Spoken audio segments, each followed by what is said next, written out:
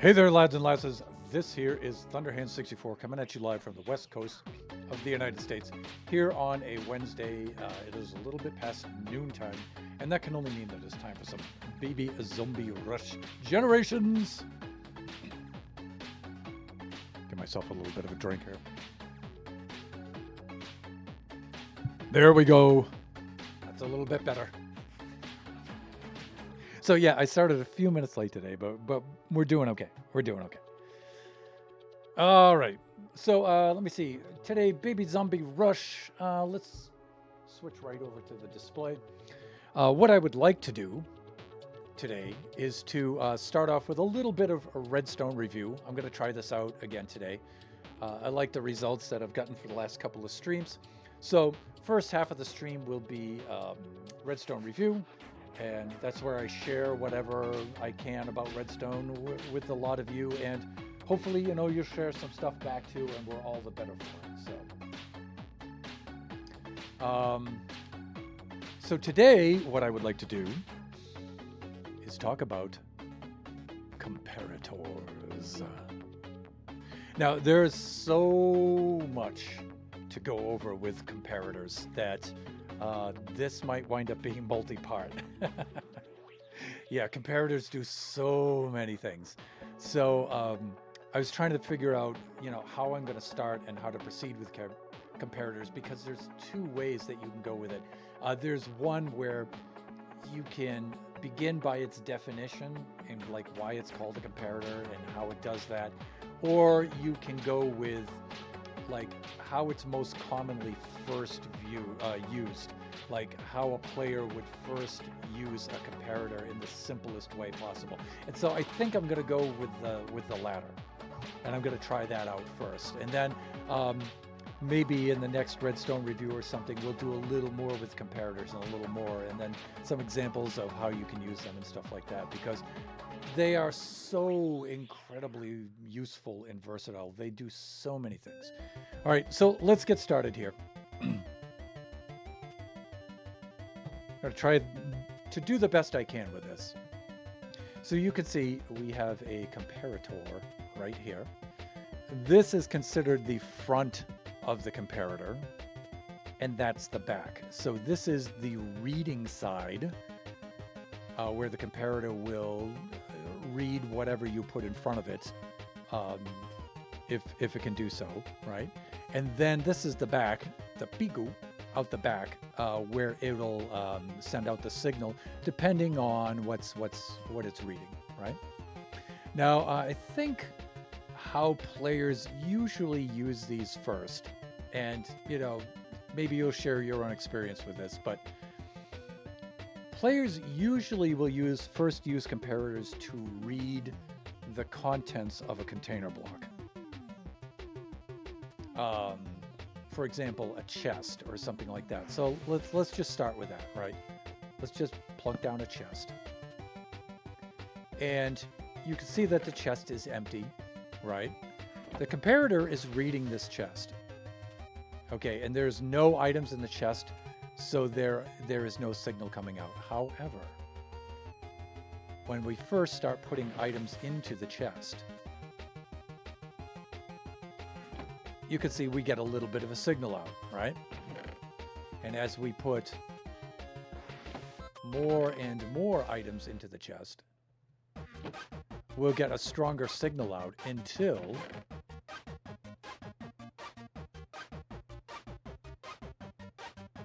the chest is full, and we'll get a full 15 power signal coming out the back. You can see like this is block 2, block 1. This is the 15th block. It's already down to a signal level of 1, and then after 15, no more, baby. This is as far as you can go. So this 15 power level, 15 block power level, is the extent that these can put out. All right. If you needed to go further, you can always put a repeater on the end of it, like this.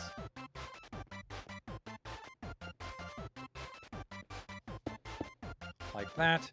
But then the redstone dust, you'll see, this goes down to 1, and then it resets to 15, 14, 13, again to another 15, right?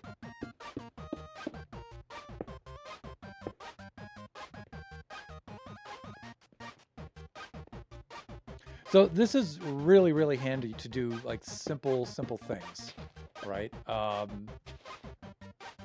And I think that's the best way to start off with comparators. We can do something like, something really easy, like this. If the chest is empty, there's nothing in it, right? We can get a light to light, all right?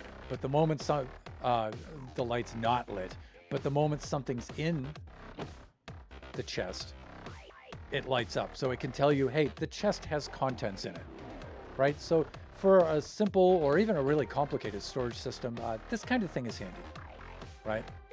This kind of thing is really handy. It can do some other things too, like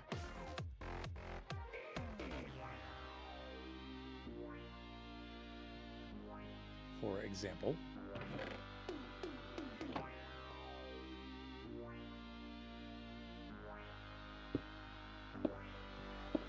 go like this, put something in there, and it can make something happen, right? If nothing's in there, nothing happens. If something's in there, you can make things happen, all right? So that's a pretty handy thing to do. Now, you can also make things happen depending on how many things you have in here. Now, this is cool. I'm using a resource pack called Redstone Tweaks by Rexstone. And you'll probably see content creators use this kind of thing, right? Get a little drink here. Cyvolt is probably where the uses most well known for using this. That's what I'm trying to say, right? But it's cool. This will give you a readout because you can do things like, say, I want this to light a light when a certain amount of items are in it, right?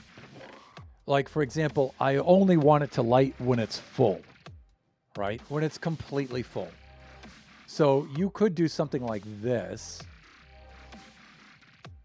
It's completely full. It puts out a signal of 15.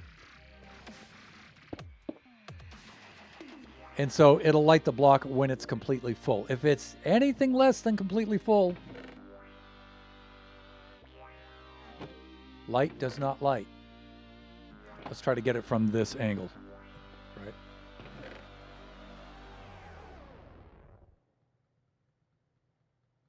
Anything less than completely full, it won't light.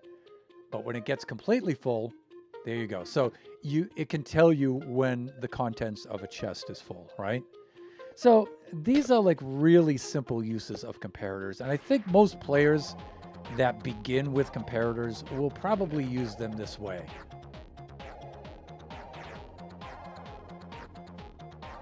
Now you can dial this down to certain numbers.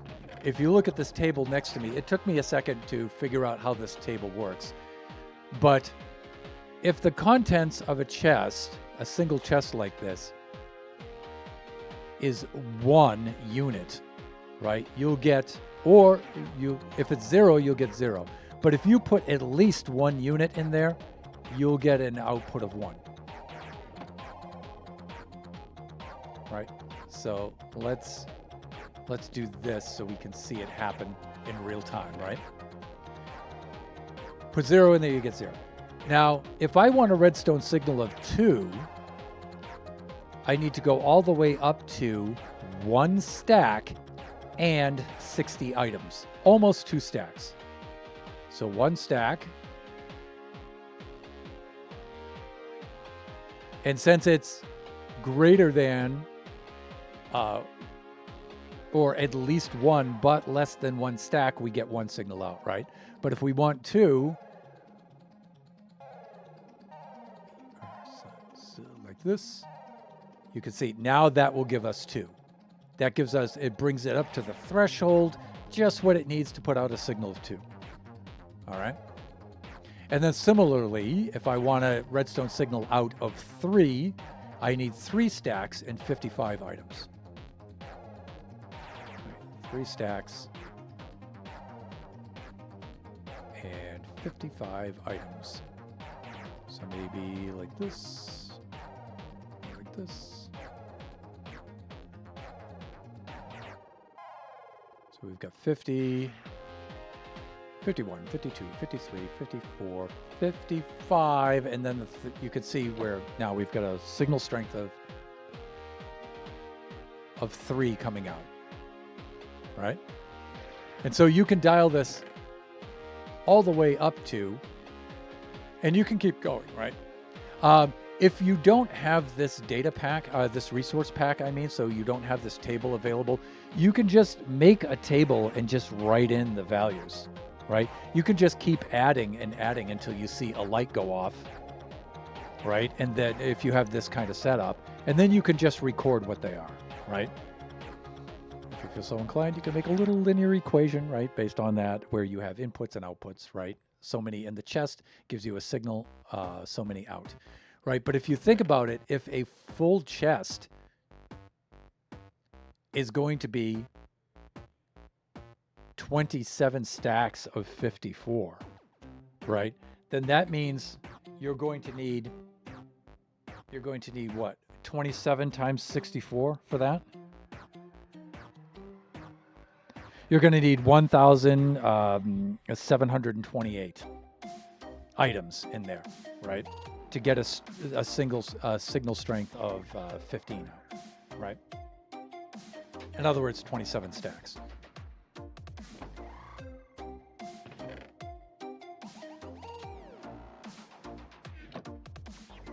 So this is a really cool way of using this thing that's very, very simple. And most folks can get used to doing this and use these things right away. Just indicators of how much these things can hold versus how much signal strength they'll put out, right? Let's do this. So you can now consider that all kinds of items here, all kinds of containers have different capacities, right? Like, what if we have a double chest, right? Well, now the double chest holds 54 stacks now. So now you're going to need 54 stacks to output a signal of 15, signal strength of 15, right?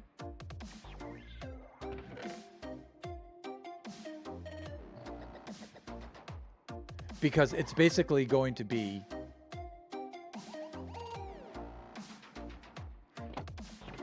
double what a single chest would be, which makes sense, right?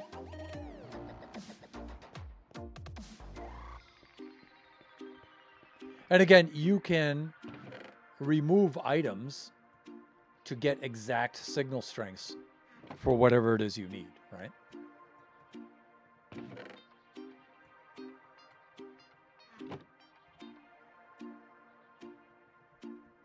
Usually when you're doing this, you might think, well, why would I need a certain signal strength coming out?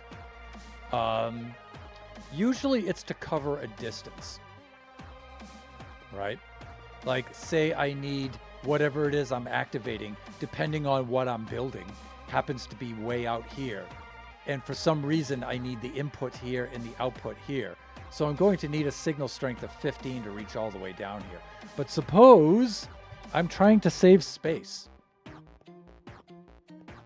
And so the most space I can save is maybe like right here. And I need the output right here. That's as compact as I can get it for some reason. Well, I'm going to need a signal strength of 1, 2, 3, 4, 5 right here, right? And so if I need a signal strength of 5, I need 15 stacks in 28 items, right?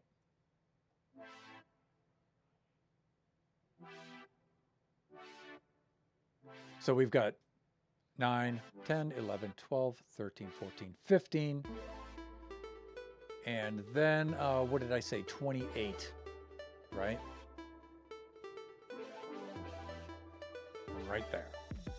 And now you'll see it'll reach over and activate that block now, right? So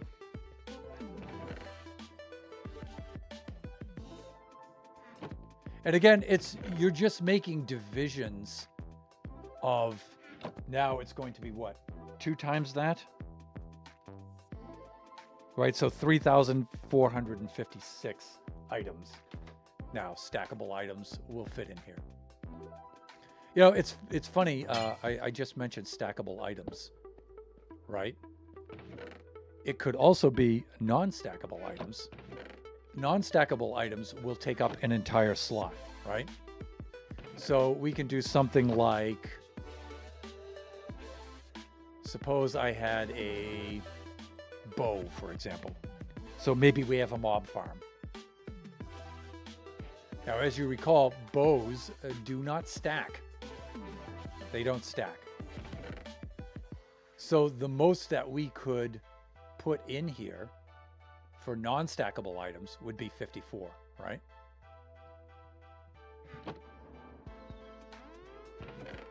But see, it's cool because this should, one bow just counts as an entire stack. So it should upgrade to the next stack, right? Because we can't do a partial stack with a bow.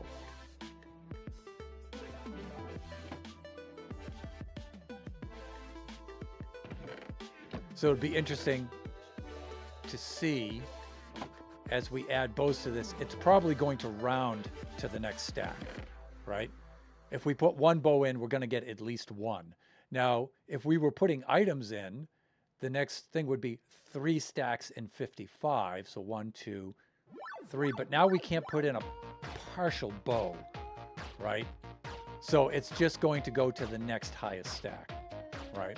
And it'll keep rounding like that. If I want a signal strength of 3 out, it would be 7 stacks in a partial, right? 5, 6, 7.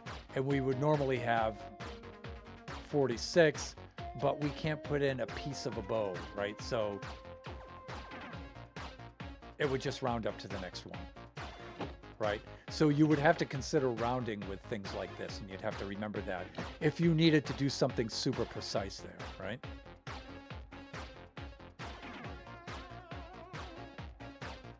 So stackable items, non-stackable items. Okay. Also, some items stack to a different number. For example, buckets stack only to 16, right? And again, this would wind up rounding, right? If I have one bucket in there, at least one, I'm going to get the signal, right? But if I have 3 stacks now, come on, do the thing. There you go. 3 stacks, and now 3 stacks isn't enough. I need 3 stacks in usually 55 items. So we can now see how many, because now you're going to have to take a stack divided by 16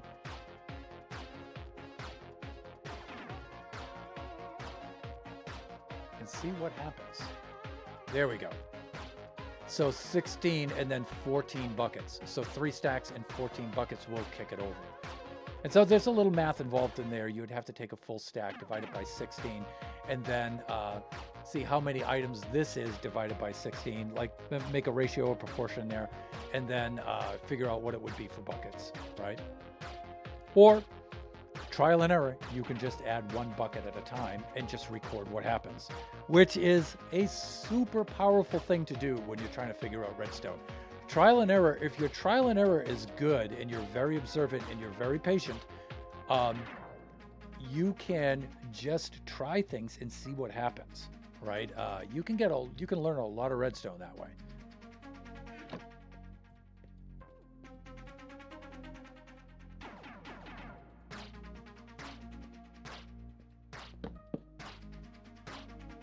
Then you can go on to other container items. For example, you can do a container item like a barrel is pretty much going to work like a single chest. Oh yeah, right. There we go. Hands, please. A barrel is going to work like a single chest. So 1 will give us an output of 1. 1 stack and 60.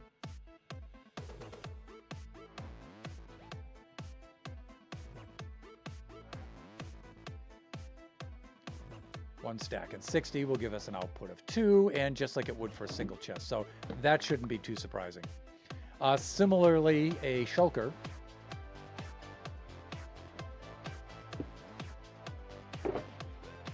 has the same kind of numbers, capacity numbers and output signal ratios, because it has 27 slots, right?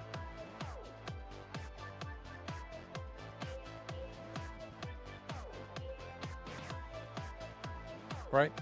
So that's not surprising. Probably the most useful thing with this, with a comparator and a shulker combination,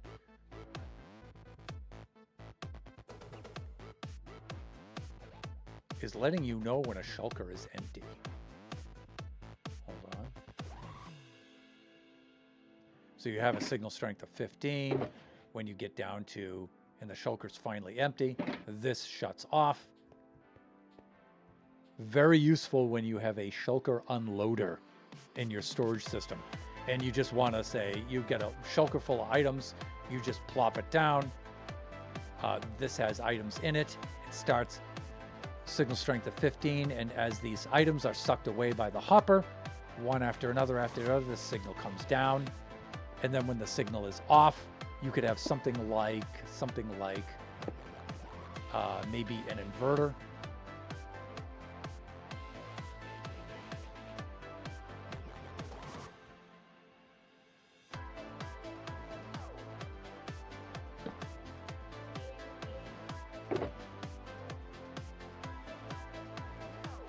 When there are items in here, you get your signal out. When there are no longer any items, it inverts the signal of this torch, and then it makes something happen, and it breaks your shulker, and then sends it back down for storage and stuff like that. So that's how handy that thing can be.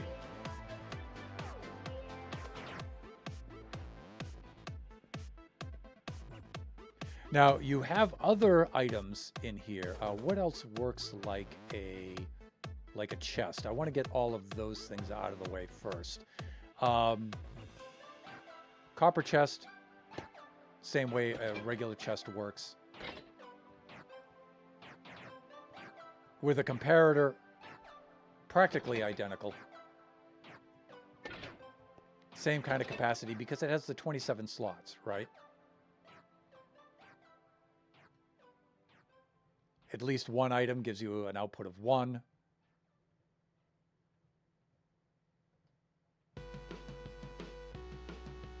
In order to get 2, you would need the 1 stack and 60, and so on, and it would be the same kind of capacity, right? There's Eve Thunder! Hey, welcome on in, Eve. You all should be able to see the auto shout out there for Call Me Eve Gaming.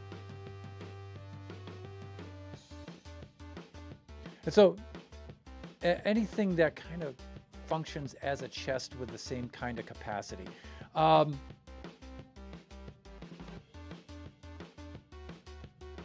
A chest minecart. Now, when you're using minecarts are a little bit different.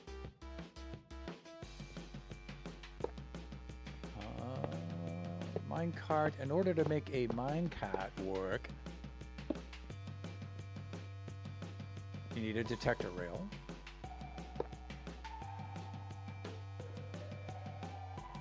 You need to roll it over a detector rail, and then this should read that. Now, it's got nothing in it right now, but we put some items in there. And again, it's going to have the same kinds of capacities, right? If there's one item in there, right, you'll get at least one signal.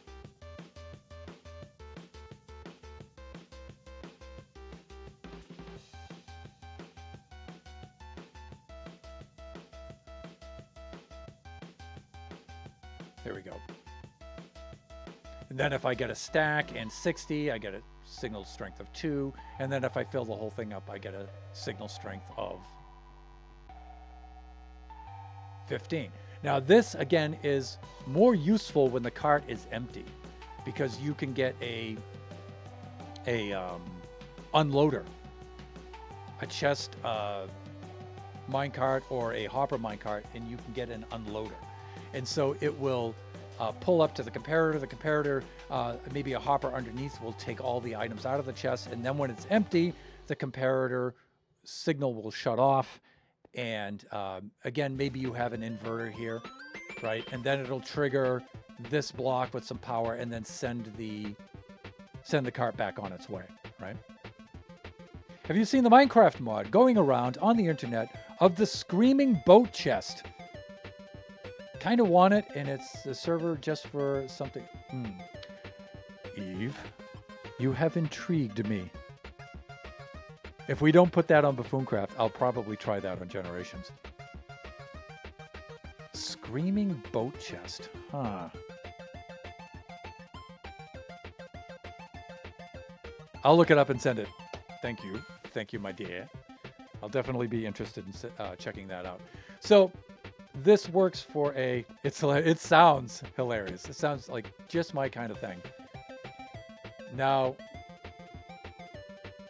although on an SMP, I can see where that would be extremely annoying, which isn't always a bad thing, right?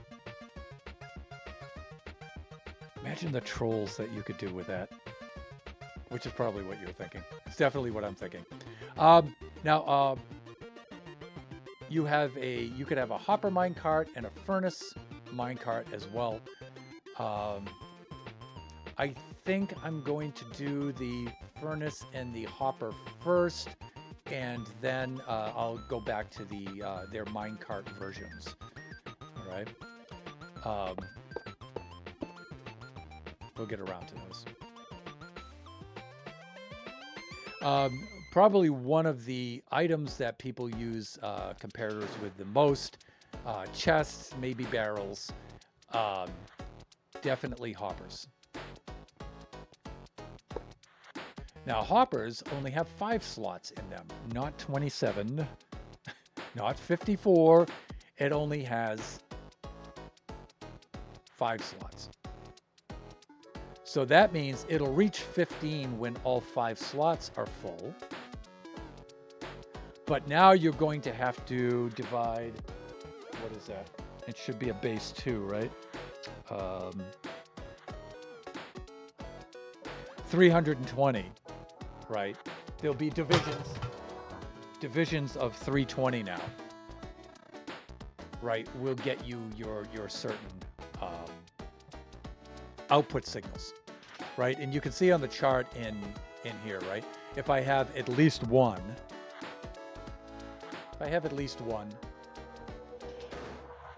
I get a redstone signal of 1. Then if I want to bump it up to, I have to go up to 23.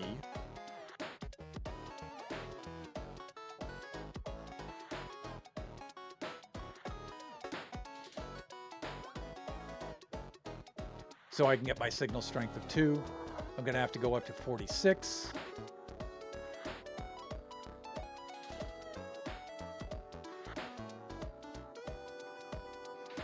To get my signal strength of 3. Okay, and then 1 stack and 5 will give me my signal strength of 4. Right, and so on all the way down, right? So it's going to be those divisions of 320, right? It's a blue reel, so I hope you can watch that.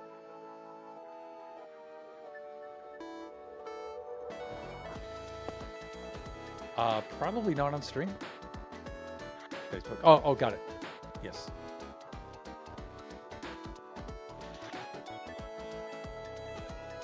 So you can see different container blocks with different slots are going to have different redstone output ratios, right? Divisions, right? For example, if we go on over to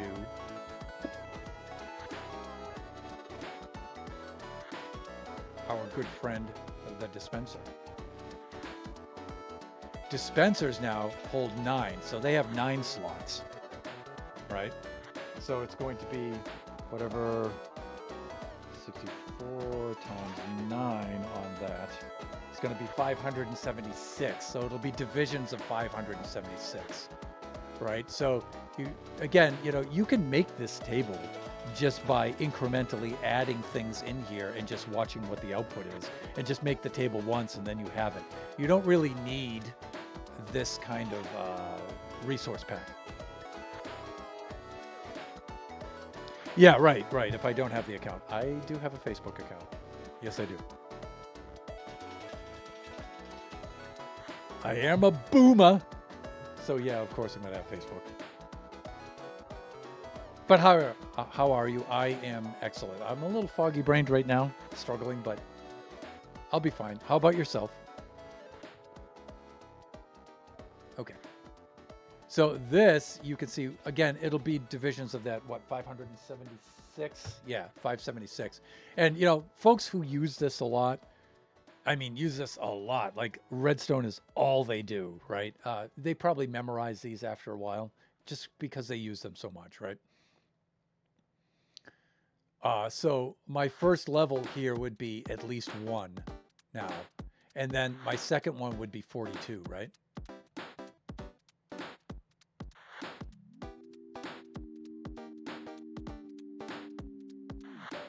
Will give me an output signal of 2, right?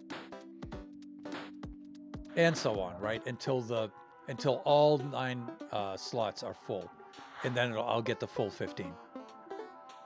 I'm all right. I had a job interview yesterday. Nice. That went well. Wow. And got another interview the next week, so that's fun. I mean, it's stressful. You want to prepare and you want to do well and stuff, and kind of like there's probably some anxiety in there and stuff, but the more job interviews, the better, right? So droppers pretty much have the same kind of capacity as a dispenser, right? 9 slots. So they're going to behave very much the same way. But have issues with my left thumb and figured out how much you actually need that.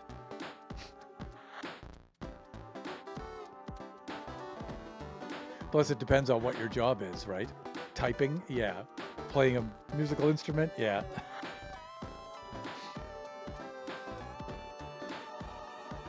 But opposable thumbs! That's what makes us primates. So other things have that level 9 capacity like that. The furnace, for example. Now the furnace will put an output of just 1 stack, right? So we get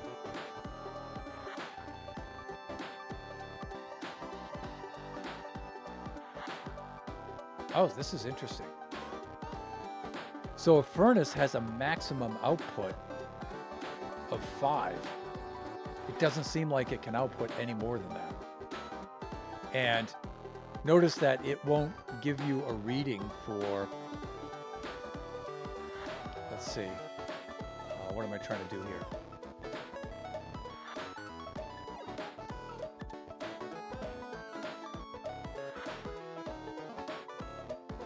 Oh, it gives you a reading for fuel. All right, this is interesting. I actually didn't know this before. All right, so it can tell you how much fuel it has, or it can tell you how many items it has, right, to be smelted. And then I'm thinking it's going to tell you how many outputs the third for the remaining 5 will be if you have a whole stack of smelted items. I'll bet you that's what it's going to do. So if we had something like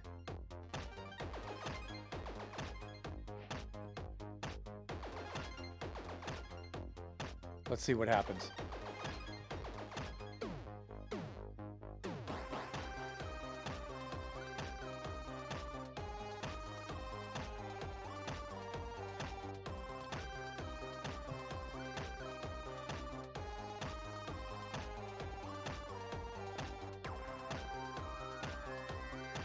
So far we have 10, and then it depends on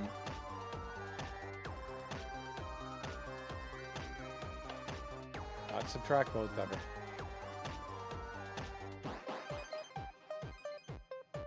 We'd have to wait for that to burn down, right? Which would take a while.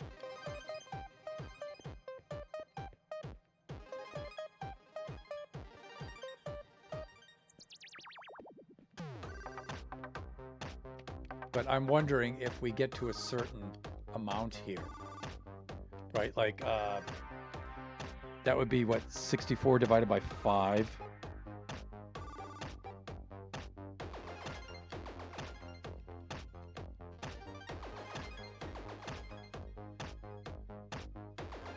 So maybe when we get 12 or 13 items in here, probably 13 items, we'll get another. We'll get 11 out of this.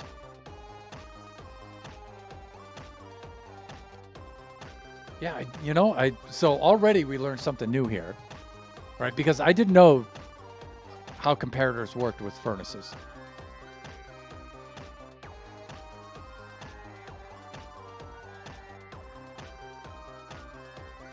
Well, yeah, I'm lucky to be right-handed, but still, I tried to slice some cheese and found out that it's not going to work.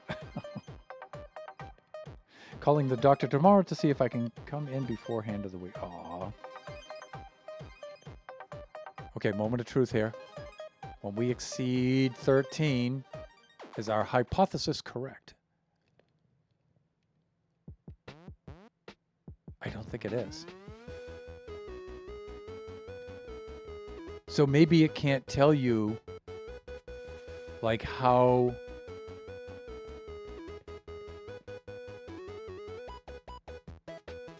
Huh. Maybe it'll only kick on when you get a full stack processed. It'll give you the remaining 5. Oh, you know what else is happening, though? You're also losing the items and the fuel. So when we get a whole stack of charcoal over here, and unfortunately I can't place a stack of charcoal there in the output, so we would have to wait. But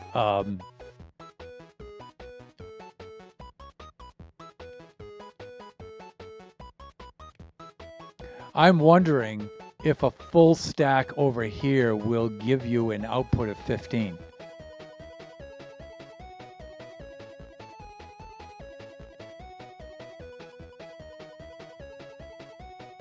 So do you need the thumb stitched up, Eve?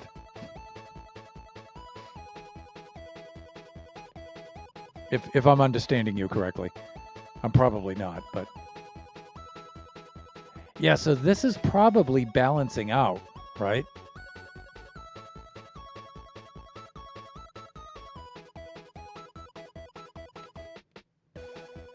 That's interesting. I didn't know that furnaces work this way.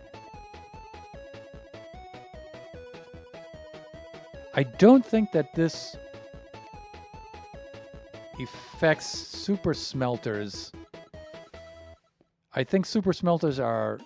Smelting arrays are a little bit simpler than this, but I wasn't aware that a furnace worked like this. This is interesting.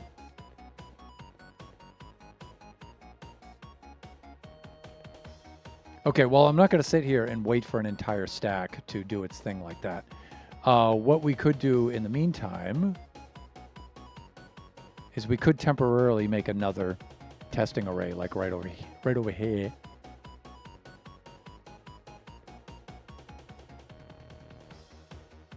Let's do this.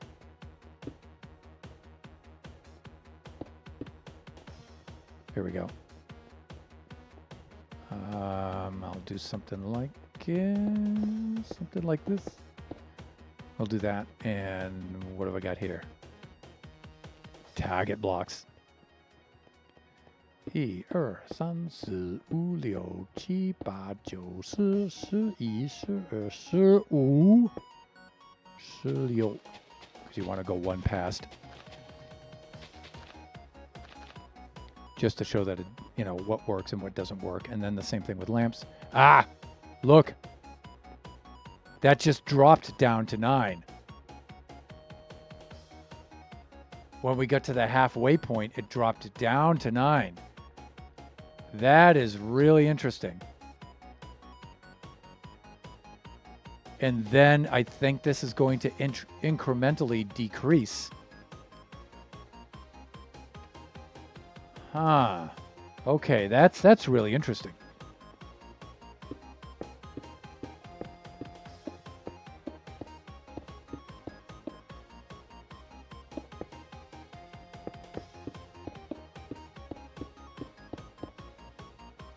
Now, if today weren't such a low cognition day, I would look at that and say to myself, self, we can use that for something.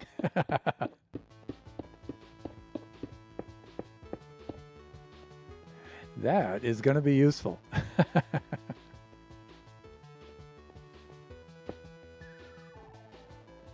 Oh, yeah, I usually want that to be like that, and then that to be like that. There we go. Okay. That was really interesting.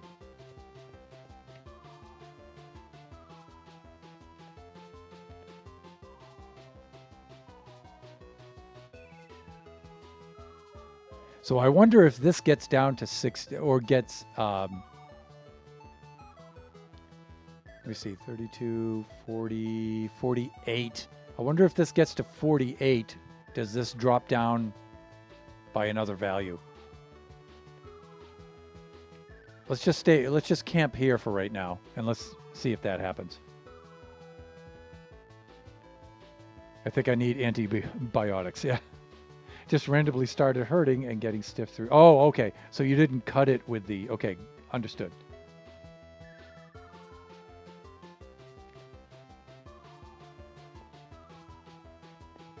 Let's see what happens.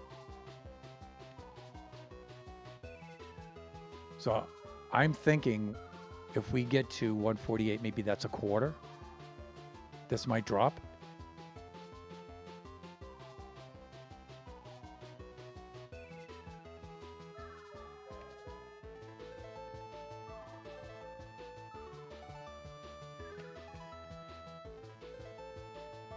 Or maybe more than 48.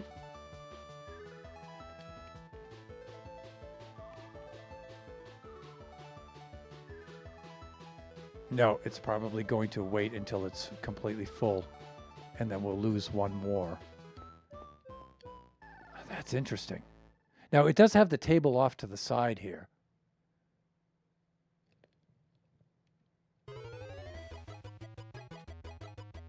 But it's like, how would you get 3 entire stacks in here to get a signal of 15?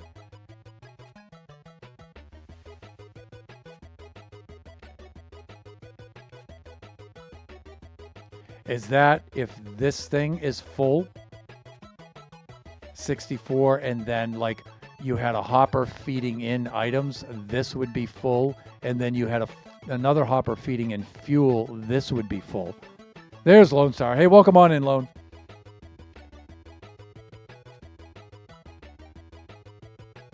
Yeah, did nothing weird for once. Yeah, that you recall.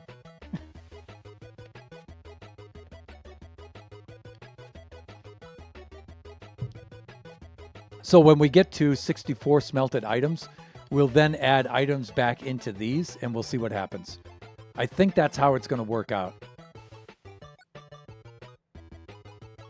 This is a really interesting mechanic, though. We only have 4 minutes left of the stream, too.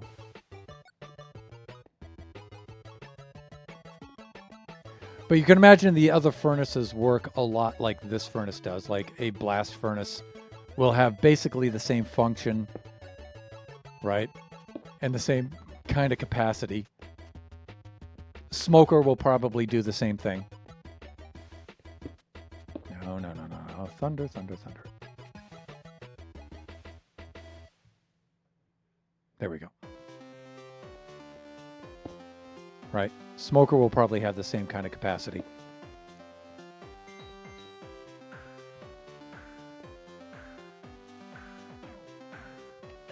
Almost there.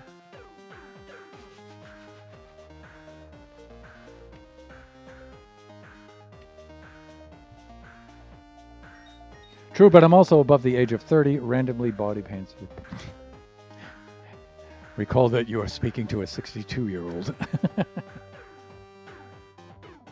There we go. Okay, so we're at 16 smelted items with this many items in the fuel.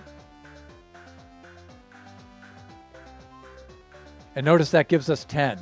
So this gives us 5, this gives us 5.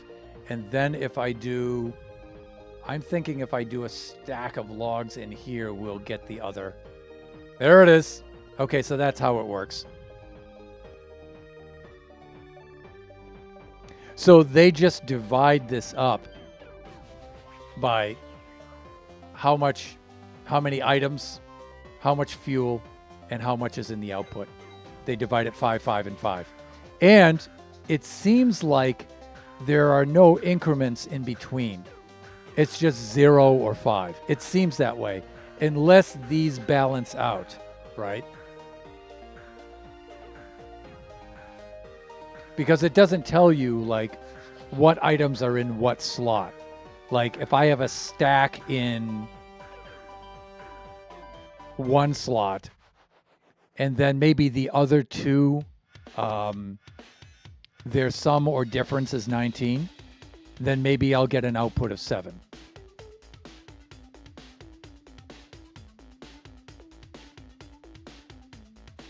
But it's hard to tell which is input and which is output. I guess that's the next thing we should check, right? So let's assume that this is this could be, oh wait. Oh, we already proved that though. I was going to say this could be a stack in input and a stack in fuel, and then 19 could be the output, but I don't think so.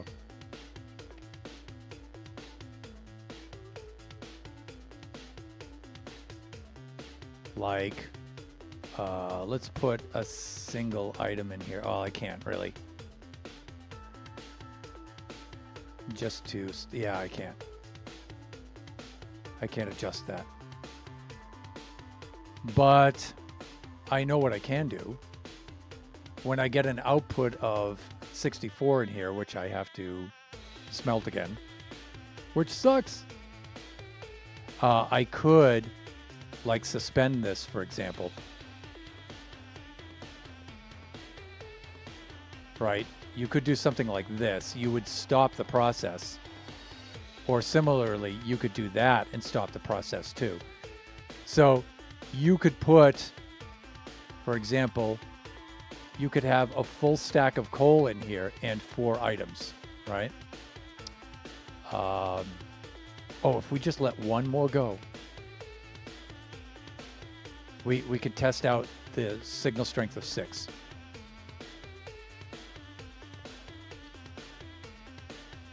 Okay, so we have a full stack of fuel and we have 5 items in the output. Do we have a signal of 6? Yeah, we do. Okay. So I think this is what this is telling us.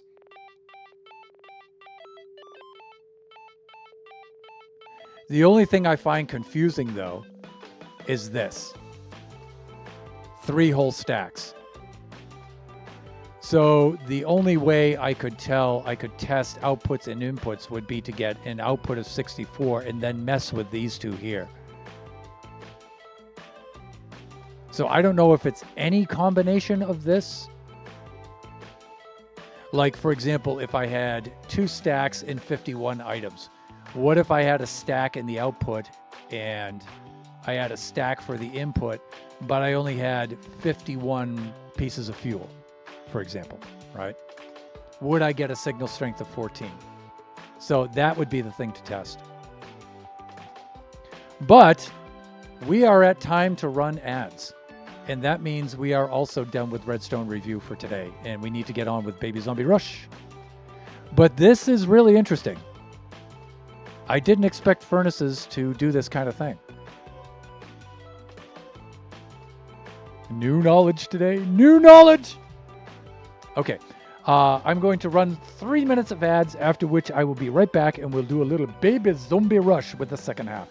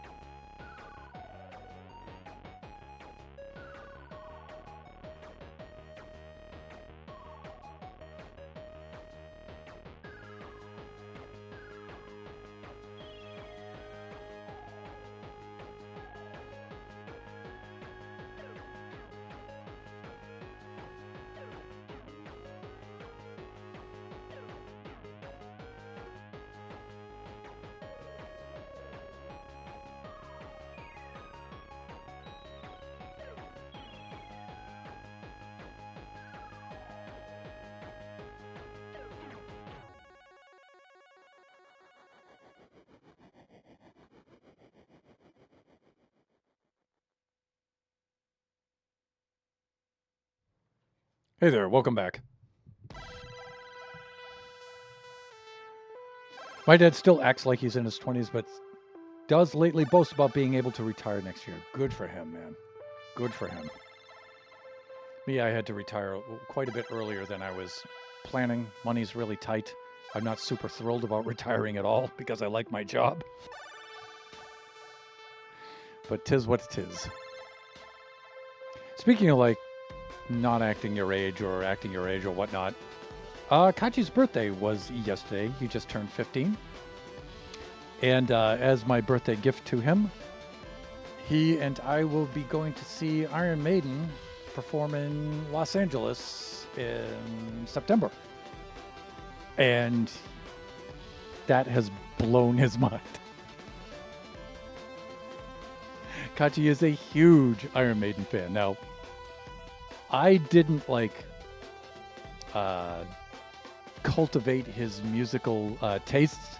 He arrived on his musical tastes entirely on his own. I think he just heard me playing it and, heard me playing like Run to the Hills and Number of the Beast and stuff like that, and just thought that was the coolest thing he ever heard.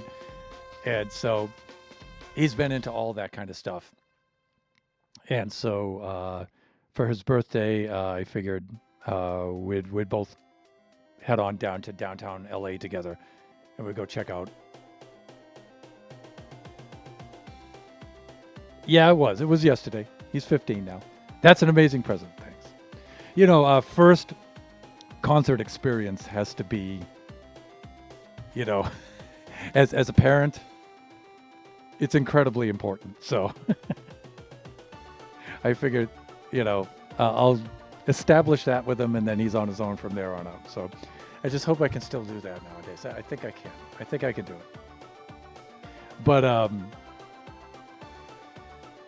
that's always been a regret of mine that I never got to see Iron Maiden because I'm such a huge fan of theirs and Steve Harris and stuff. But now I get to go see Iron Maiden, and I get to go see Iron Maiden with my son. So if 18-year-old Thunderhand would probably think that that's the coolest thing ever.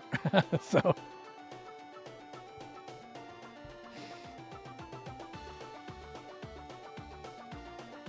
All right, let's switch over to the display.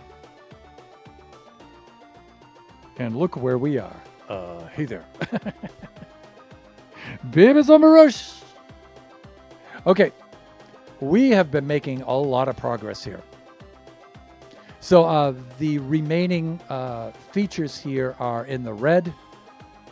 Okay, the features that are not red have been completed. Gray means they're kind of neutral. They could benefit, they could be detrimental, they could be beneficial, or they could just move you through the maze a little bit more or less. They're kind of neutral, chaotic neutral, as the D&Ders would say, right? The purple ones are definitely detrimental. They will harm the player, and the green ones will be beneficial or should be beneficial to the player. So we have 27 dead end features. And so I figure 9 of each would be really cool. And so you can see the detrimental ones are almost completed. We have 8 out of 9. The neutral ones, 1, 2, 3, 4, 5, 6 out of 9. And the beneficial ones, we only have 1. So we need to work on that. So we'll do a little bit of that today. But let's show off where we left off.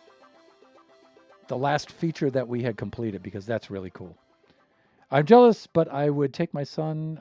People would ask too many questions like, whose kid is that?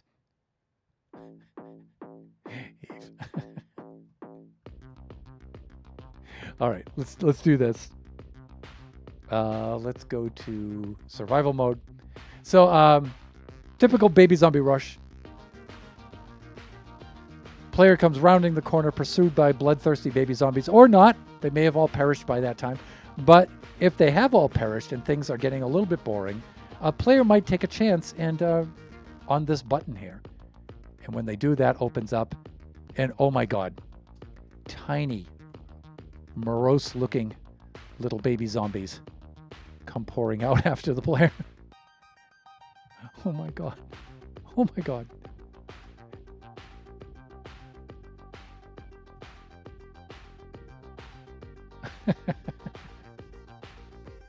Look at those horrifying little dudes.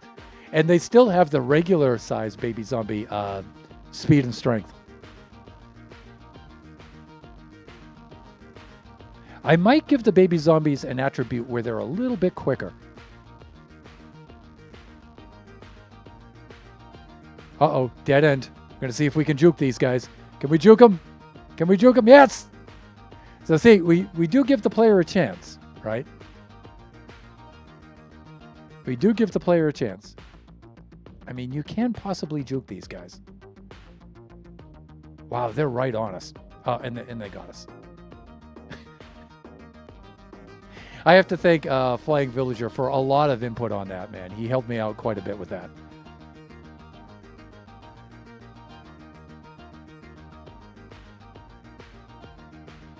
So that's the, and of course, then the feature resets itself after, right? So if we go back there now, should the player chance upon this dead end again, you can see that the wall has replaced itself and everything's all set to go again. So that one can happen multiple times. All right, what I would like to do now today is begin work on this next feature. I think I should work on some beneficial features now. We can remove all of this stuff now.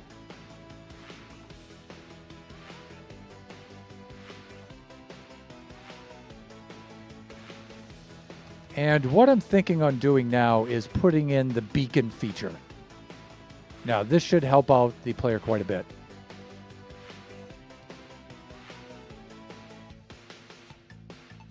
This should be an easy feature to put in. Should be. I guess I could use an air command for this, a fill command with air on this, but what the heck? You know, it's not that big. Just bash it down. There we go. Done and done. Okay, so let's go to the location first. So beacons, I want to put at dead end position number 19. Excellent work. Lurk stuff, Mr. Ham. Welcome on in, the mighty Mr. Relic himself. Appreciate the lurk, sir, as always. Hope you're doing well. Hope you can catch a break soon, because we miss you. All right, let's head on over to dead end feature 19, position 19 here. Here we go. So beacons will be right here. All right, and sometimes I'll just mark this with like a sea lantern or something, just to make it easy to find as we're flying around here. In fact, now where am I going to want to put this thing? Maybe right here would be good. All right, so let's put this over here then. Well, the button's going to go there, right? So let's put it over here. I'll make it easy to find. So you should see the auto shoutouts there for both Eve and Lone Star for both, and Nova up there for all three of them. So please go check them out when they're streaming next.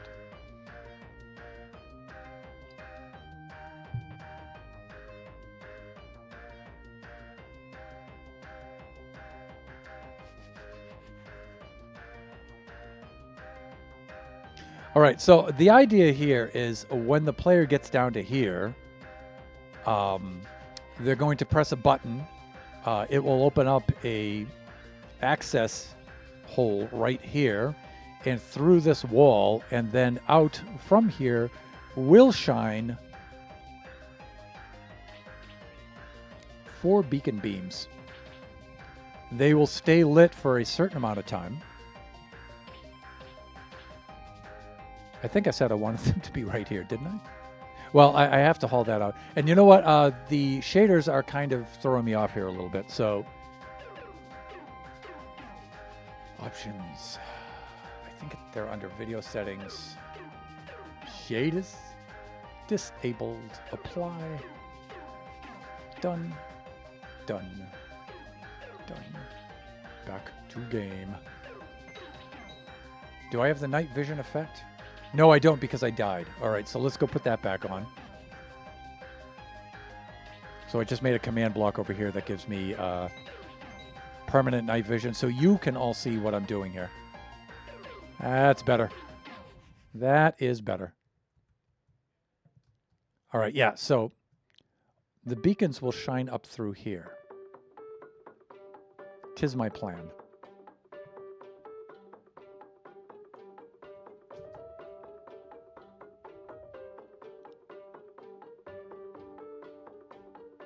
So we're going to have to test some things. This is going to be interesting. Oh, this is going to be interesting. It shouldn't be that hard to do, but I can already tell it's not going to exactly be a walk in the park either.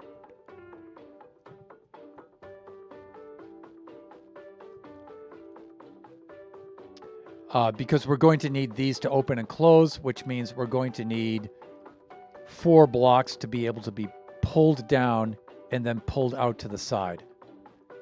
And then the beacons will be down below here and they will shine upward. So let's do this.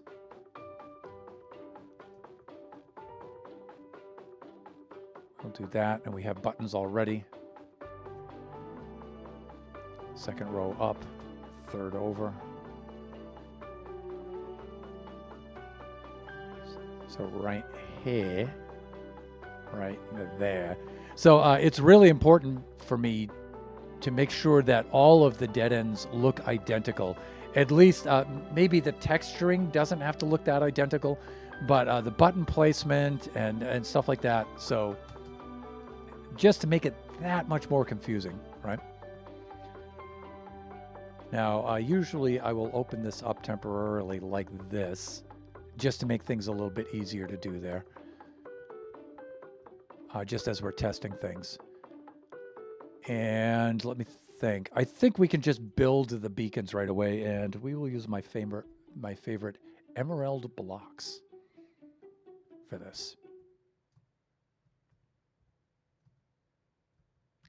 Let me see. Send. Sometimes it's just easier to mark something by just doing this. All right, there we go. There. So I know the beacons have to be built around this. So the first one, E, 2, 3, 4, like this. E, san, su, like that.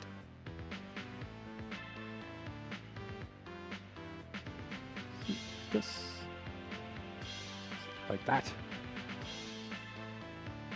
And we'll just make some beacons here. Full strength beacons, everyone.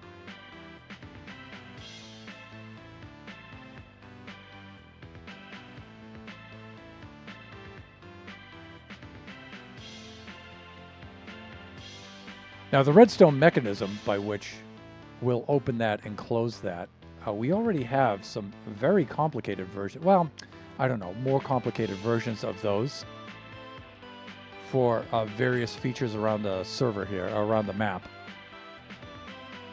the maze here. And so it should just be, should be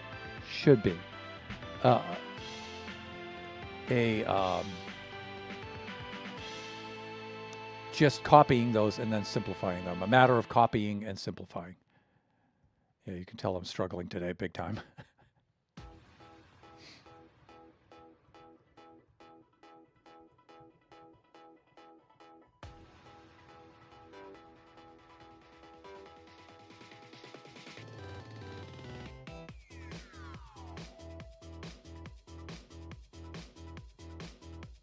All right. Beacon. Now we want beneficial beacon features. So a couple right off the bat I can think of would be speed. Next would be regeneration. Speed, regeneration, regen. What else could we have there? We would need 2 more, right? I don't think haste would help us out or anything like that. Let's get speed on one of these. We can see what the other options are. Um,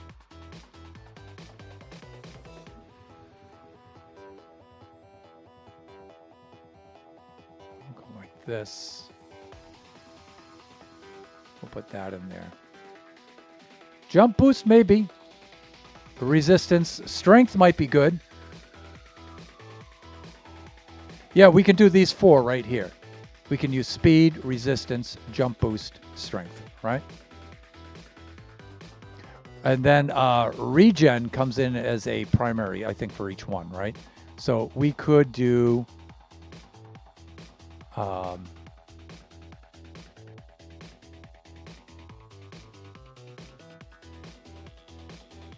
what is going on?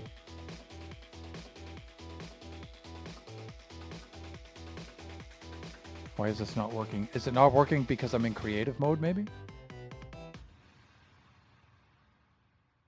Emerald is definitely a mineral. Could it be because of the mode? Let's see.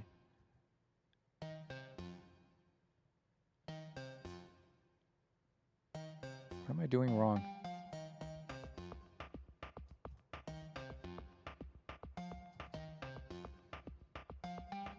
Oh, am I off maybe with the... No, I have this to the sky, so I should have... Oh, no, this is because these are blocking. Oh, I did not think about that. Uh-oh. Huh. All right.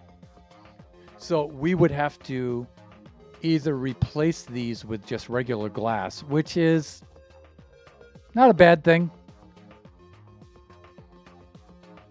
Certainly doable.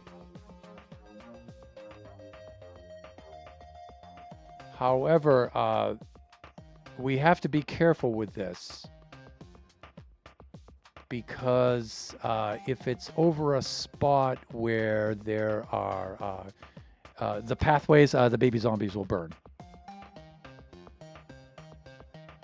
But I've got an idea. Now see, those of you who are slick with the redeems,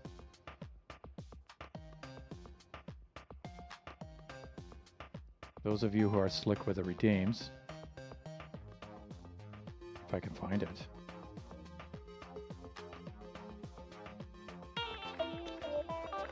Not bad. Not bad.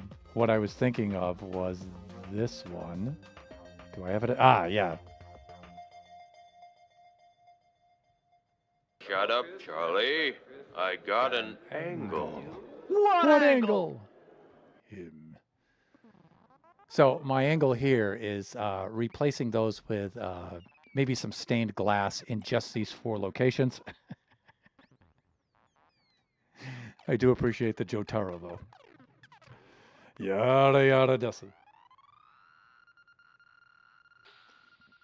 Kachi and I walk around saying that to each other constantly. All right, let's do this. If I place a block right there and then targeted block, where am I? Targeted block. The debug thing is different now, so there it is.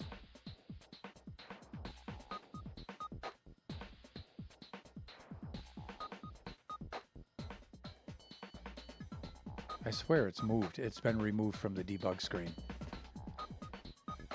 I'm going to have to put that back in there. But I can look at it just like this, though. I'm currently on block 703, 1700, so that's pretty easy to do. Oh, yeah, that's right. I need to switch back to this now. 703, 1700. If I stay right on course here and get right up there. I tried, you tried and succeeded. Let's get up to here. We're going to need to do this first. It's so funny when you're building this kind of stuff. It's like, oh, yeah, I didn't think about that. Oh, yeah, that's right. We're going to have to do this. Oh, we're going to have to do that. Yada, yada, this.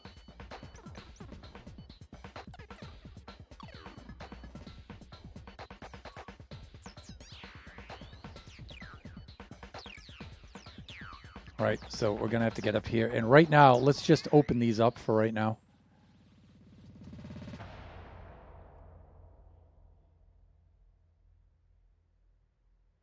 And you know what? Let's do this one over here. Where's this? This is 704, 1701. Let's make sure that we broke these in the right. 704, 1701.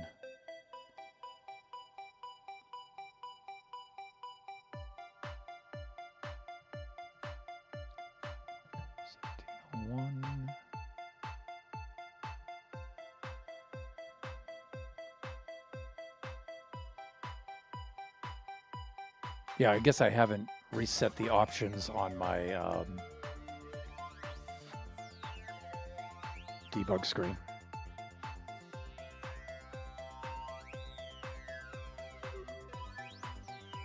So I think I'm good, right? 704, no.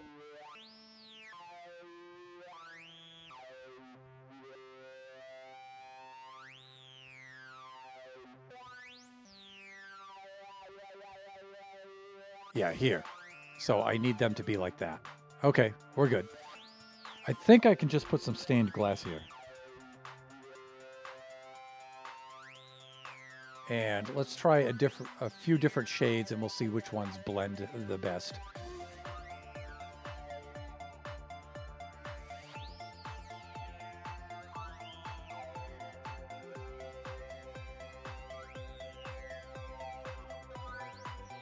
There we go.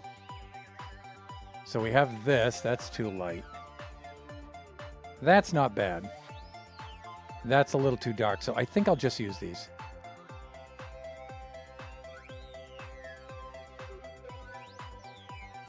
Should I bother?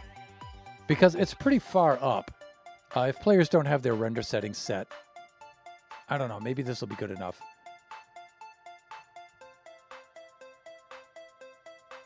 Boacars, hello there. Hey, Bo.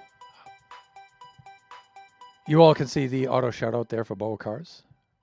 Please go check him out when he's streaming next. You will not be disappointed. I don't like the look of the gray, though. I really don't. What if we just use regular glass here?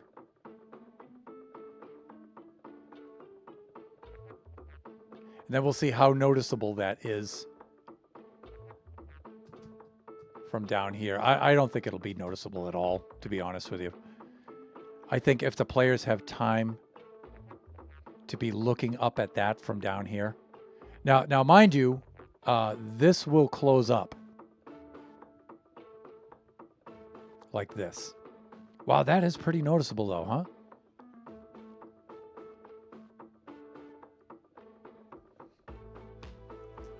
I suppose the beacon beam will only really shine up past that.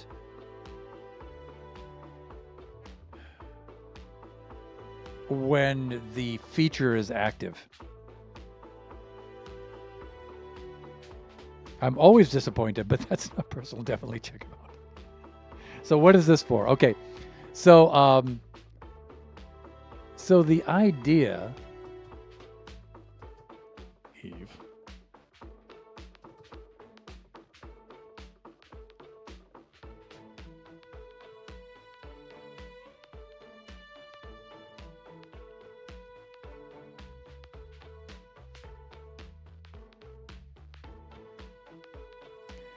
The idea is when the player comes down here, they'll push the button. The floor panels here will open up, let the beacon shine up through, and the player will get the beacon effect.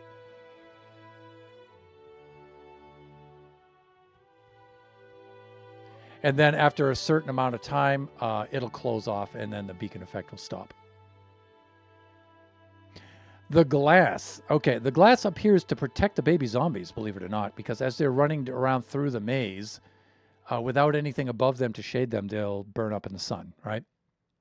So we have the tinted glass up there to help them, to protect them. However, the tinted glass blocks the beacon beam. And so at least in this part, we need there not to be tinted glass.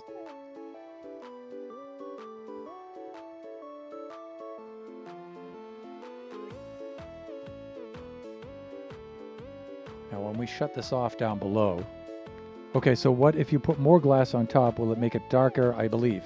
Possibly, we might have to do that. Yeah, I can already tell that that's going to be too light, right? We can also put the black stained glass, but that might be too dark. Stop, stop, stop.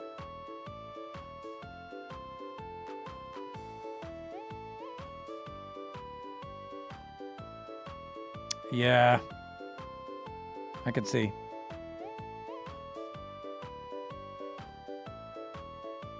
I think you're right, Eve. I think we're going to have to do something here.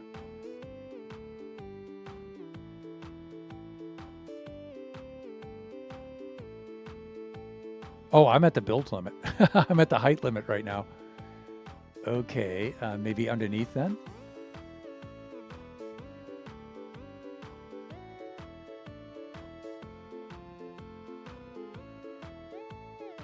That's weird. Look how it will show for one of these, but not the others, even though they're all the same.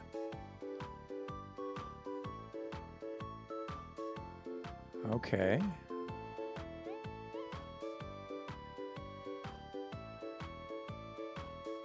All right. Hey, that seems to blend pretty good, right? That blends quite perfectly. I think that'll do it. Well done, Eve. Well done. There you go. And now if that gets blocked and the player's running around down here, get the clouds out of the way. Yeah, see, that's not noticeable at all. See? Very nice.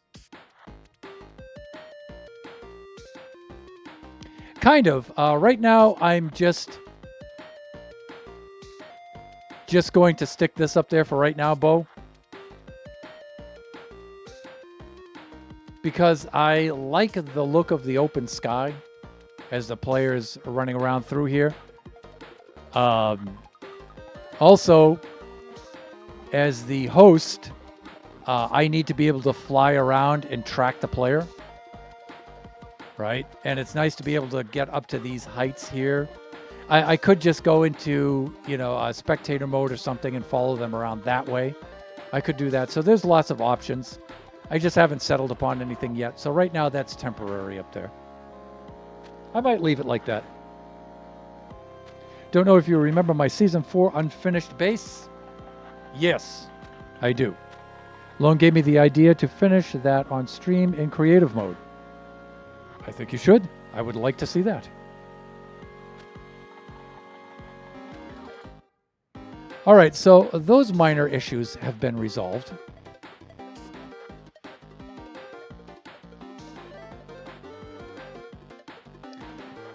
So let me see. We get regen no matter what. So the very first one would be to have speed, of course, right?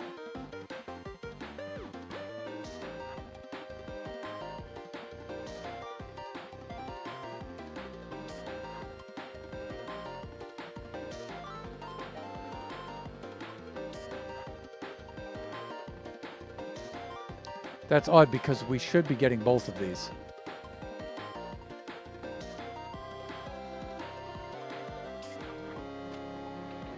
Because regeneration is an important one. Now, I believe we can build with whatever mineral blocks we would like. So I can put another beacon beam there. One there and one there, like this, and then I can build out the beacon like that. So here we would need another beacon like this, and we'll just make different minerals, right?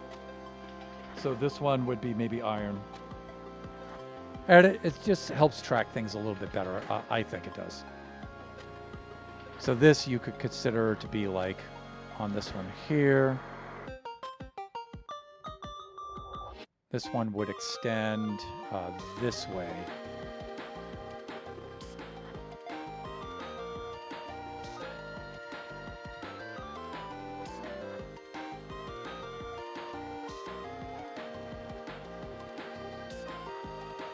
I think you can mix the different minerals like this. So I think this beacon can use both the emeralds and the iron. If not, we can just fix it, right?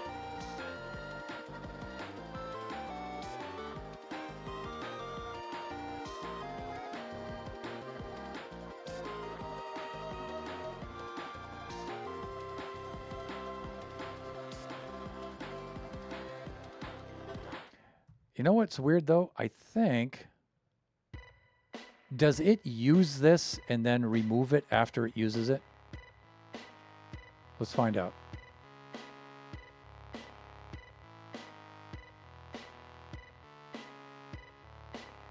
Yeah, it doesn't leave it in there afterwards, right? So if I use this one here, I put that on there. Say I put resistance on, right?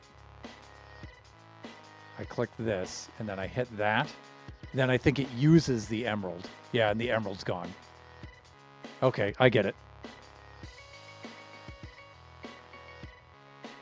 Thunder is just a bit evil. I like to think mischievous. He likes to give the players the idea that freedom is so close, but death is just around the corner.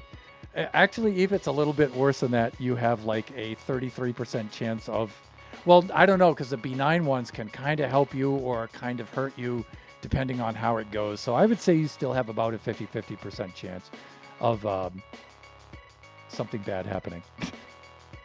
If you are in Spectator and have the roof several layers thick and solid, you'll be able to see fine. Yeah, the only problem is the air pockets blocking the vision. On Dungeons, I simply lately used 10 layers.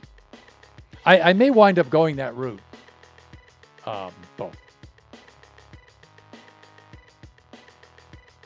Let's use gold for this one.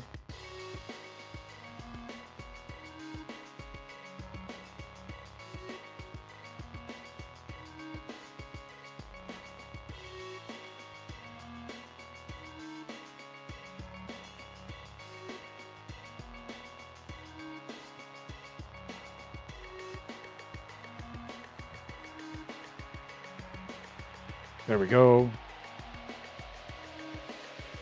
Nebs! I'm here, I just woke up. Welcome on in, friend, moderator of the stream, buffoon, the one and only Princess Nebula.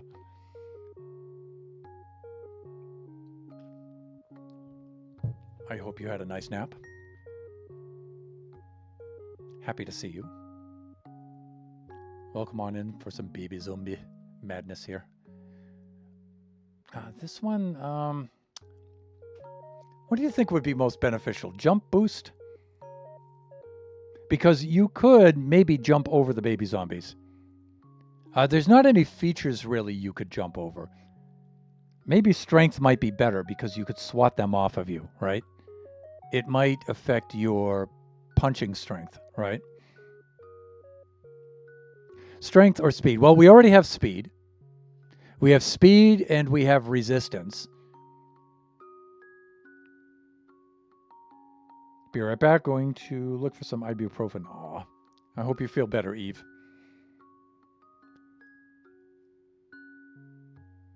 One thing I've learned about the past Guild Rush was pocket dimensions. The dungeon gets reset every time everybody leaves. So much more for... yeah. Hey, that's a good way to think about that.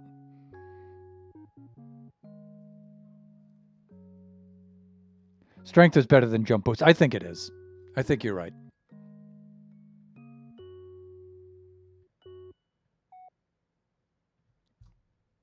And then we have one more, and I think I'm just going to go with a regen for the last one.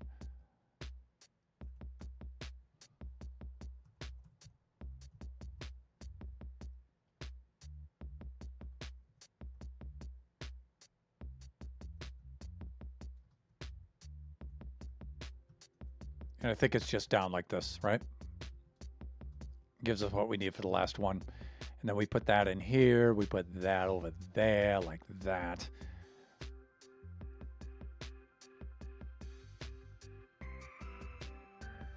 Why is it not? Oh, I think we have to select one of these, but then it will give us that. All right, let me see. This, we have the speed. That, we have the resistance. This, we have the strength. Like this one, we could put jump boost on there like this, but then just select regen instead. And so we get the regeneration. Oh, wait, hold on. But we lost one of the other ones. Oh, wait, I think I see how this is working now.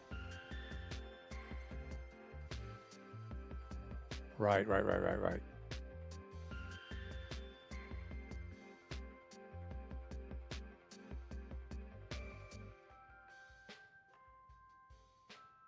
Let's take that one. I can't take it out now. What am I doing wrong? There we go.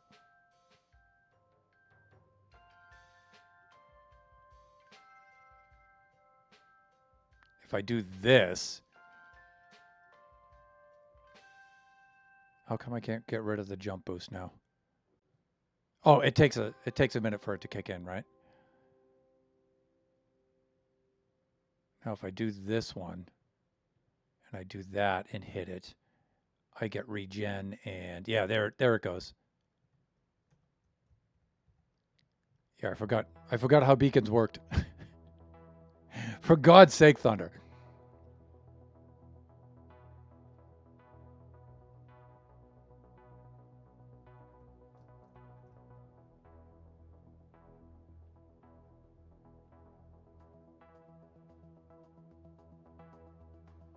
There.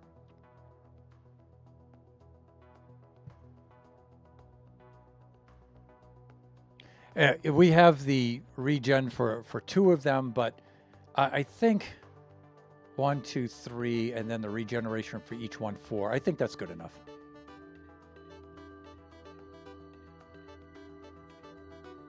I mean, technically, I could do, right? I could do jump boost for this one for what it would be worth, because we have the extra slot. Like, haste doesn't really help us, right? So, I mean, I could do that.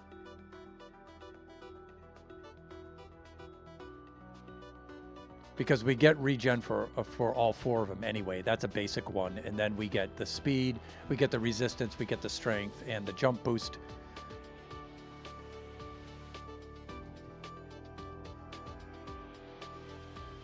Right? So we get that.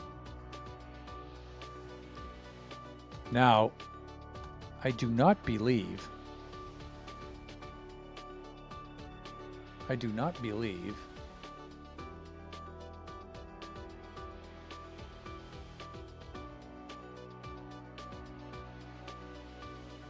these will shine through a slab.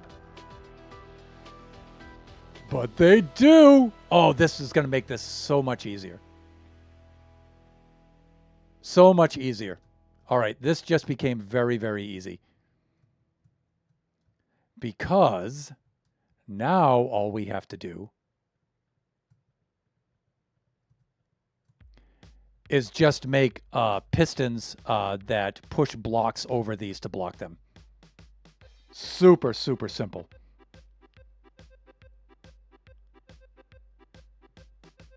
Oh, we'll definitely try it out. Yeah, since these can shine through the slabs, so much easier. So much easier. I like it when things are easier than I think they're going to be in Baby Zombie Rush. Because that doesn't happen too often. All right. Sandra, please.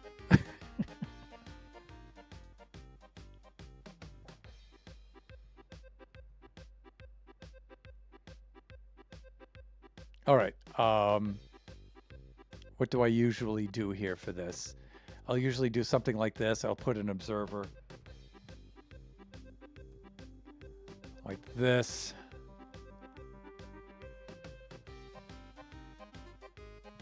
Facing upward like that.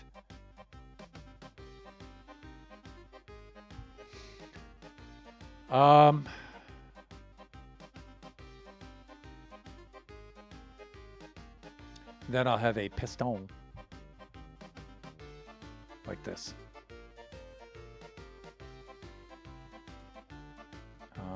And this needs to go down here. I don't think that will power that way. It's probably, yeah, it will. That's fine.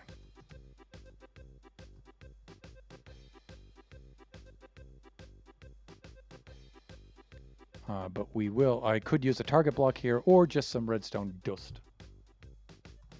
Like this. But here's the deal. We need an observer there at some point here. So I'll usually put this next to this over here to give ourselves a little bit of room. Or outward a little bit. Can I do this? I know I've built this a lot of times before, but I always try to like see if I can improve it a little bit when I build it.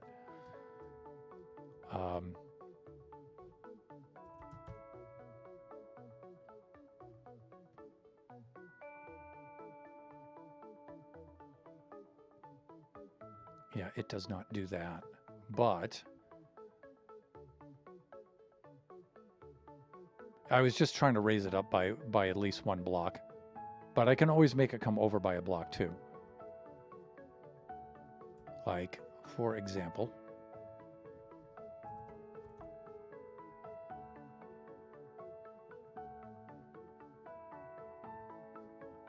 I can do something like this. And this might actually help because I do need to offset this from the beacons a little bit so I have some room for the redstone.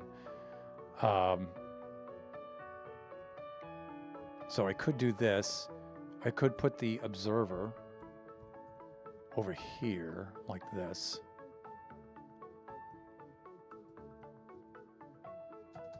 And I'll check chat in just a bit. Just let me, there we go, like this. And then, let me see. Then we can put said piston right here. And you know what? We don't need a pulse limiter for this so much at this stage. Will this reach down to here? I don't think it will.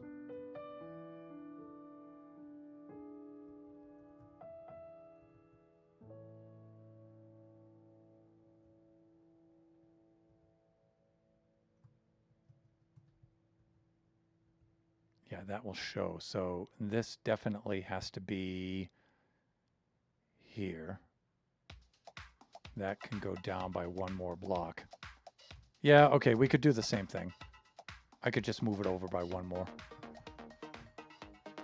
So I usually have these doing something like this. And I think, if I'm not mistaken, I think I can do this. Like that.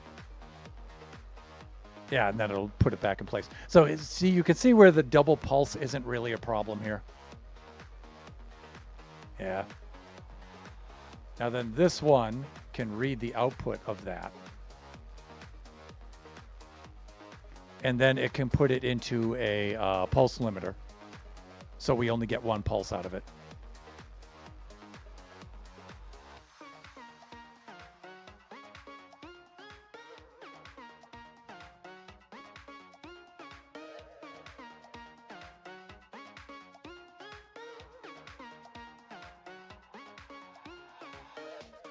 Plus, if you have jump and no ceiling, then you need to double check if they got on a wall. Because there's always one little spot. Yeah, I see what you mean. Yeah, I've been doing that throughout here. Like, if we have jump boost, right?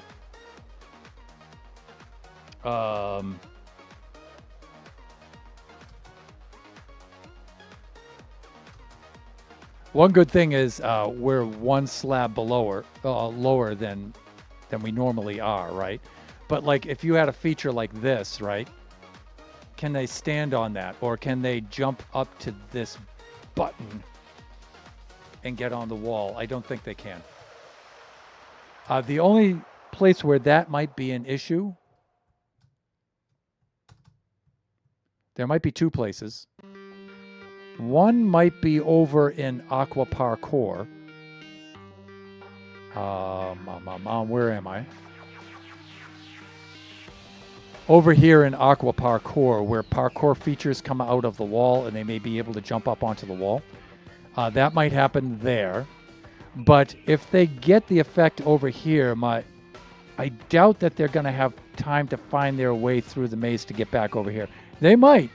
They might.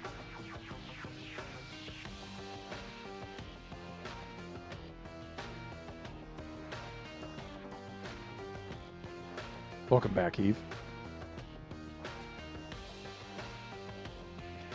There's one other place where I had to consider that.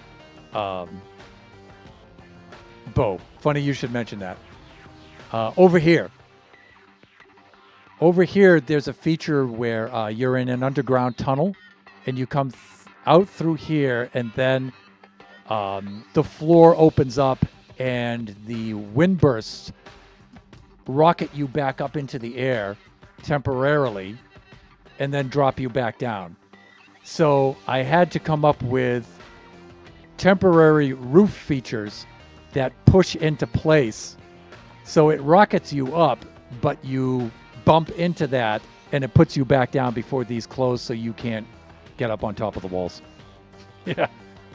I tell you, you have to think of all kinds of things like that. So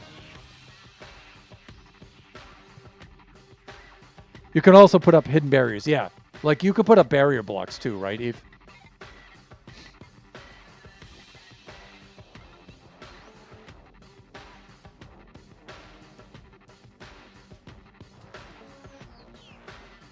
All right. So we have this kind of redstone triggering. This is my basic kind of sending a signal down kind of thing, right?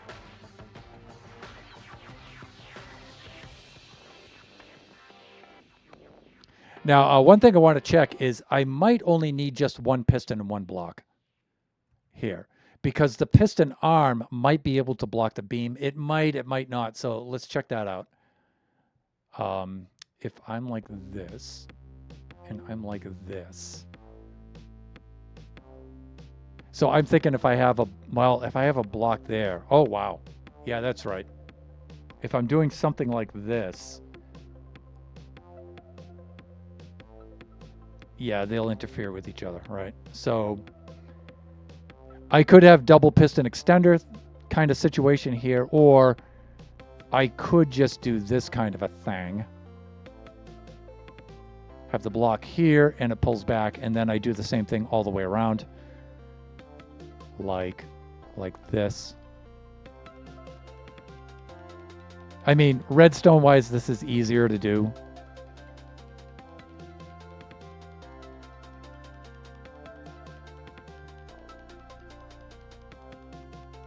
Right, so this covers this, this covers this, this covers this, and then we'll have one more covering this.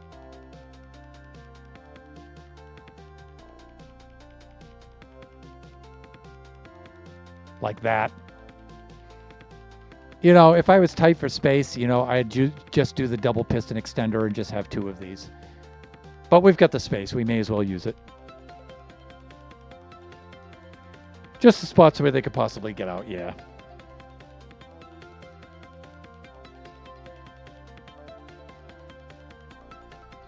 So we'll have something like this. These will have inverters, right? So their default state will be closed. I guess it doesn't really matter what we use for blocks, right? We can use the smooth. Fuck. Here we go. Like this, like this. Like this. Like this. There we go.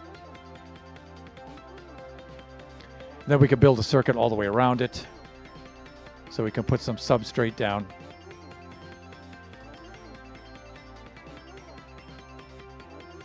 because we're a Celt, we'll go counterclockwise. Or clockwise, actually. If I was doing math, it would be counterclockwise. Like this. And then I'll stop here because we're going to need a place for a clock. I might get away with using just a comparator or a repeater delay on this for a clock, because the beacon effect here only stays on, I think it, what's the time limit on it? Is it a minute? I think it's a minute. After the beacon beam ceases, you retain the effects for like a minute, I think. It could be up to 3 minutes, but I think it's only a minute.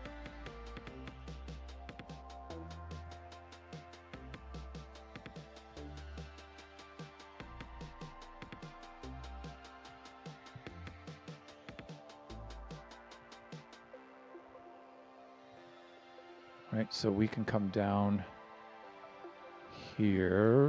I'm just using these for spacing right now. There we go, like this.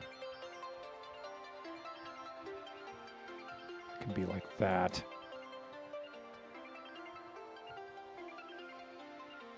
And then we'll have room for a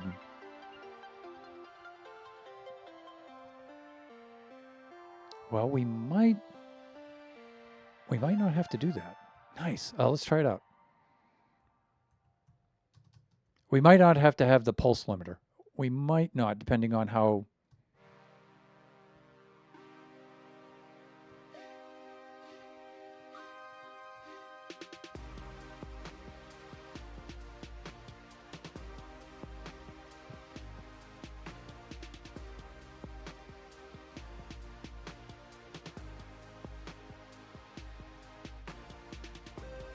We might need a little more room here.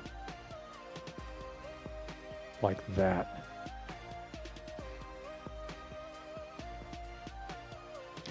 The other thing we could do is, always trying to think of conserve space, even though we have tons of space. We have tons of space. We could have it feed into this side and then just have this a wrap around to here, right?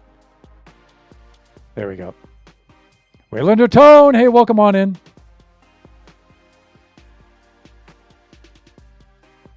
I believe it's only like 20 seconds once you're outside. Yeah, the point is, right, it lingers a little bit. The less time, the better, actually.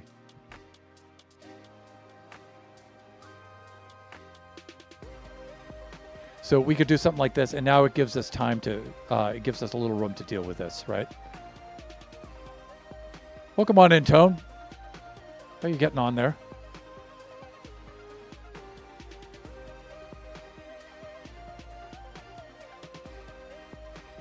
So now if we put a redstone block here, it should drop it off and then retract it back, right?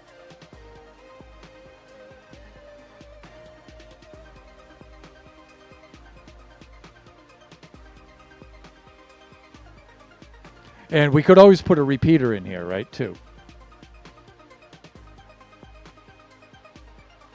Then you're good. Yeah, we should be. Oh my Lord.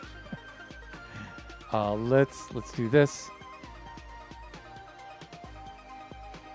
There we go, just like that. So it should send a pulse around that activates that and then stops. But you know what we might want to do though? Do we want the pulse extender on that or not?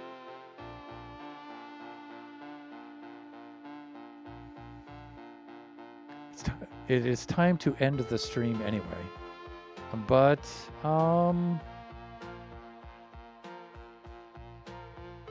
we might want to actually put the clock right here.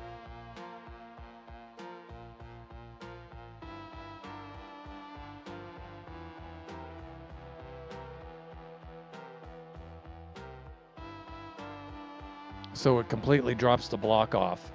And then after a certain amount of time, retracts this back and resets it. I think that's what we want to do.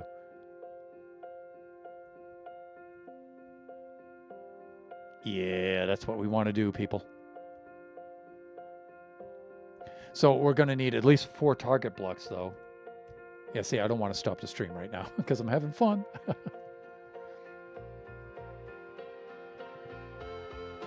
Like this. And then dust.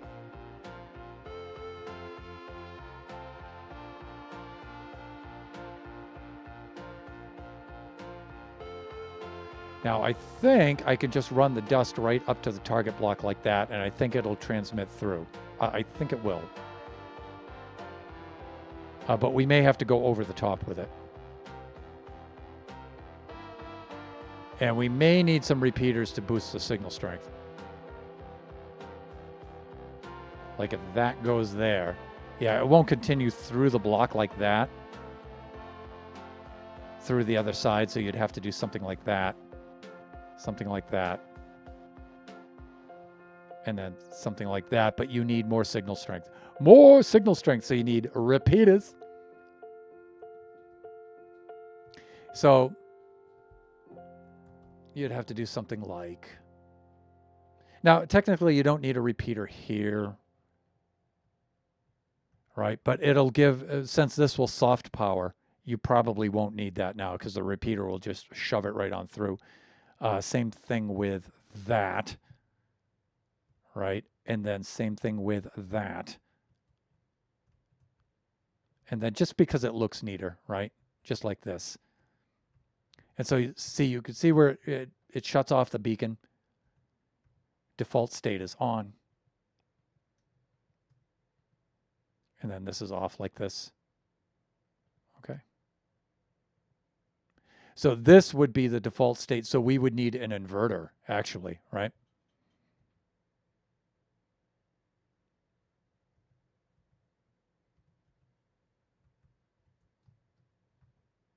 So we're going to need some sort of inverter here. So we may actually raise this up.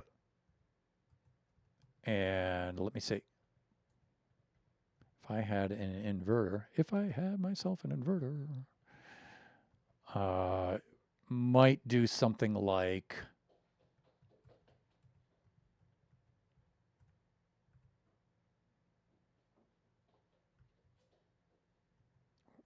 What am I trying to do here? Because I would need redstone dust there. That means I would need something there. I might need that there. Have a torch here. This is pretty jank, but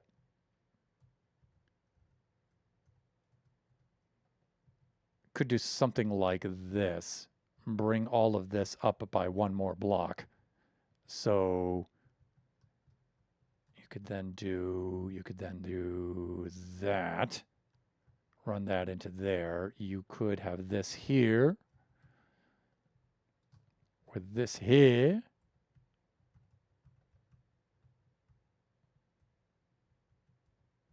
That might be a little too much.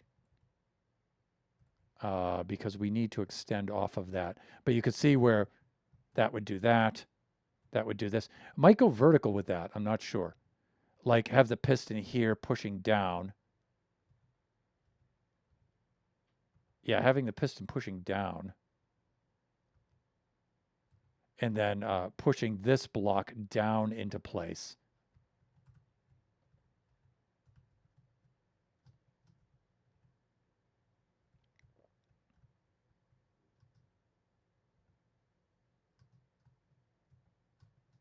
Like that.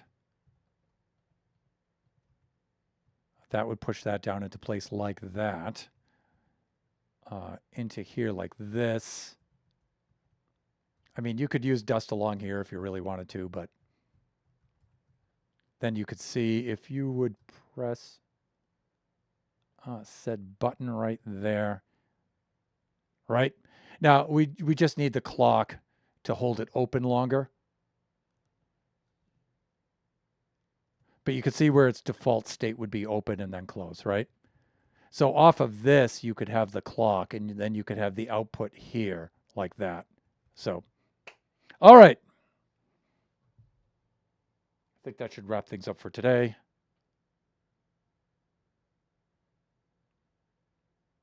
I found an ointment with 5% ibuprofen, so thought that might work.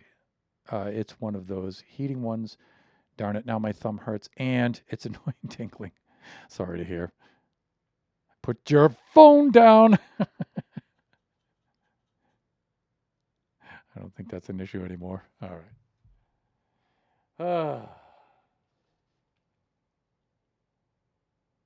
Fuck.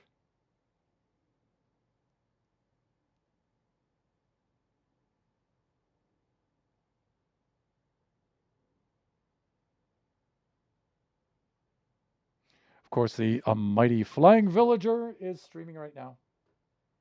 I think I'm going to raid on over to him. It's cool. I was doing some event work in Buffooncraft with him last night, so that was fun. That was fun. We were doing a lot of really cool Redstone stuff. Let's make sure that we pose for a thumbnail here because, you know, Redstone. Let's get down there a little bit like.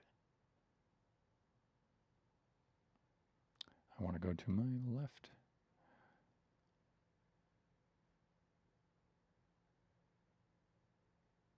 That's not bad.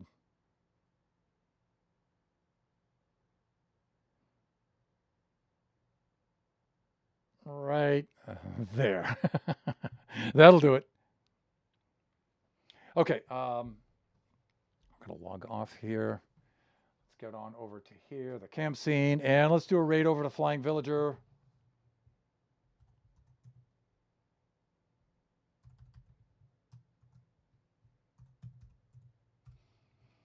There you should be able to see right there the raid message up there in the chat. You can copy and paste that into the chat if you would like to join us along on this raid.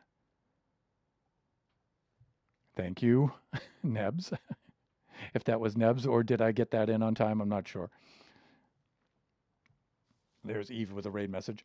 Raiding out to Flying Villager. Let's set up the raid itself.